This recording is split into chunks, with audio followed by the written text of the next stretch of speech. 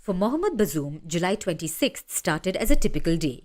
He had breakfast at his residence. This was located inside Niamey's presidential palace. From there, Bazoum was heading to his office.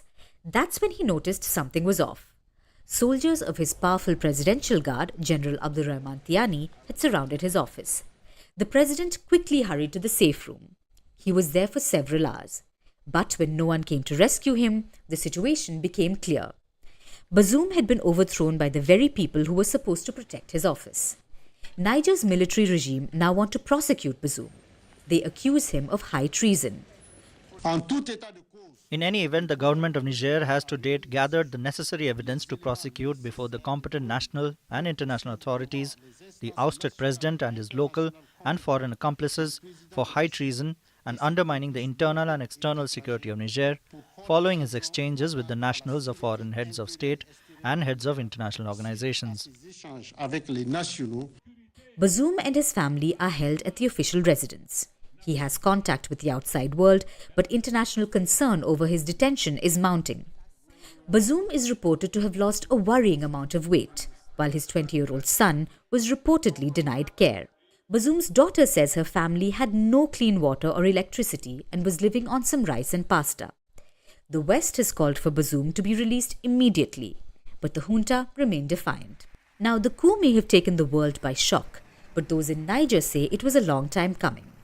It was the result of a feud between President Bazoum and his chief guard, General ABDOURAHAMANE TIANI.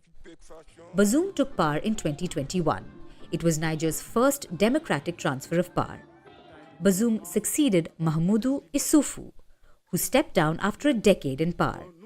Issoufou may have stepped down, but he's a towering political figure in West Africa and continues to retain enormous influence in Niger.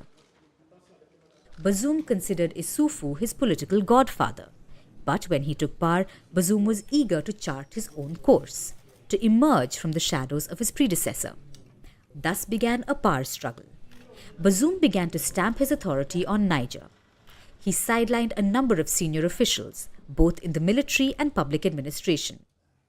He reinforced military cooperation with both France and the United States, curbed the autonomy of Niger's army commanders, and launched anti-corruption programs. These programs targeted some of Issoufou's protégés.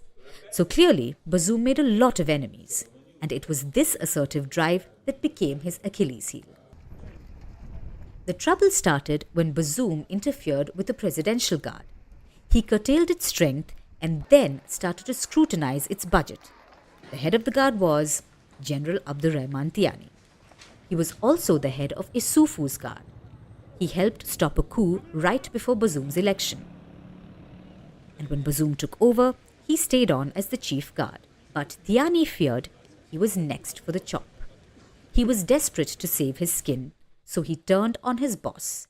He told a few select commanders about his plan, made sure other branches would not oppose him, and then struck when the time was right. Reports suggest that Issoufou knew about TIANI's plans. Apparently, the former president contacted TIANI the next morning of the coup. He even offered to serve as mediator. Reports suggest that he met with Bazoum. Sources say he shared Bazoum's impression that TIANI had succumbed to a mood swing. Now, Issoufou hasn't commented on any of this, but on July 30th, the former president broke his silence. He said he was the mediator between the two sides, calling for Mohamad Bazoum to be reinstated. This is Niger's fifth coup in 50 years. The coup may have triggered an international outcry, yet citizens say the change is a breath of fresh air. Bazoum remains popular as a Western ally, but in Niamey, which is Niger's capital, there is often a different view. People here are either disappointed by him or bitter about his presidency. Others blame cronyism, corruption, and insecurity. If there was high treason, he is the one who has committed the biggest betrayal. You really cannot spare him. The military has seen it all, and there really has to be justice. There has to be justice because without justice, there can be no forgiveness. Today, what we are going through is not a witch hunt, because even when you look at the army itself, let's face it, is not all holy. But they themselves are obliged to work together today, and should do so for the good of Niger and a bright future for the country. However, the question is whether TIANI will change things. The junta says it wants to safeguard Niger, blaming the government for security problems. But while the people may be tolerating their rule, they face opposition from neighbouring nations, mainly the ECOWAS, which is the West African bloc. ECOWAS threatened military action to reverse the coup, but has so far failed to follow through on its threat. So, will the junta meet force with force, or is diplomacy the way forward for Niger? Only time will tell.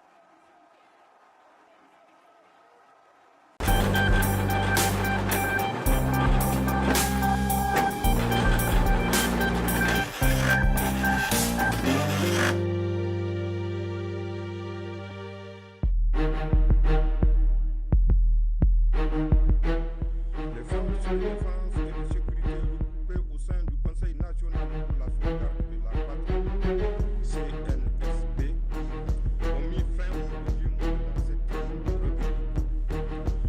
L'action du CNSP est motivée par la seule volonté du président.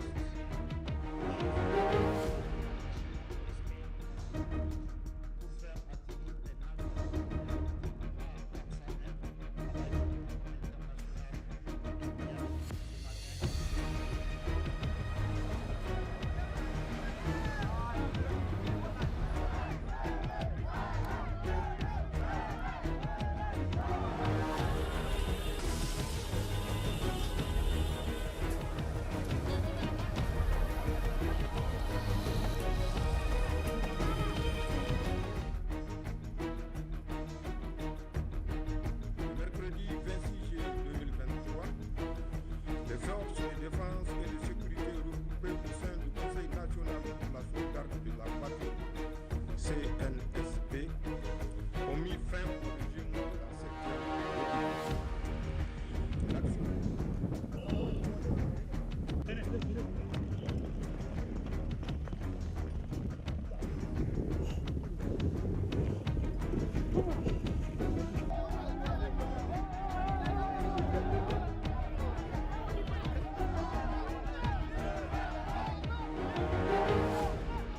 The current security approach has failed to secure our country, despite the heavy sacrifices made by Nigerians and the appreciable and appreciated support of our external partners. No, the results have not lived up to our expectations, and we can no longer continue with the same approaches proposed to date, at the risk of witnessing the gradual and inevitable disappearance of our country.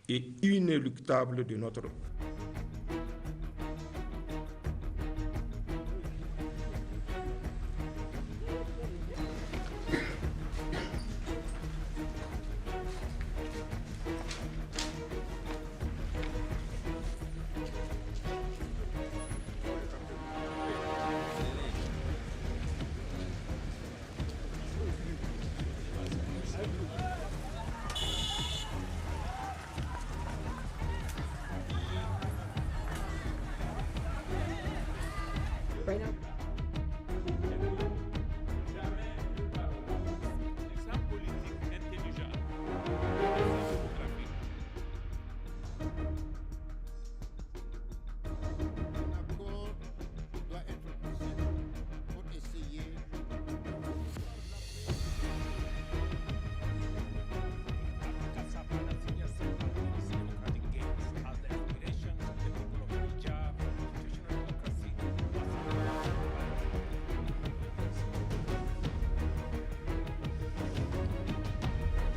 Very good morning. I spoke yesterday with President Bazoum. I don't know exactly where he is, but he was detained. He told me he was well, but he told me that the situation was very serious. And that is the reason why I made today a very strong appeal, not only for him to be immediately released, but not only that, for the democratic institutions to be reestablished.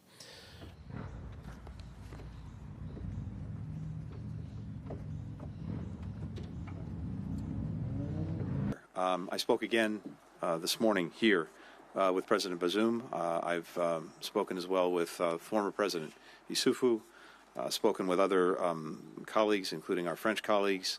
Our team has been deeply engaged with multiple countries in the region, as well as critical organizations like ECOWAS, like the African Union. And we are united in condemning the actions that have taken place in Niger, calling for the immediate release of President Bazoum, calling for the immediate restoration of the democratic order in Niger.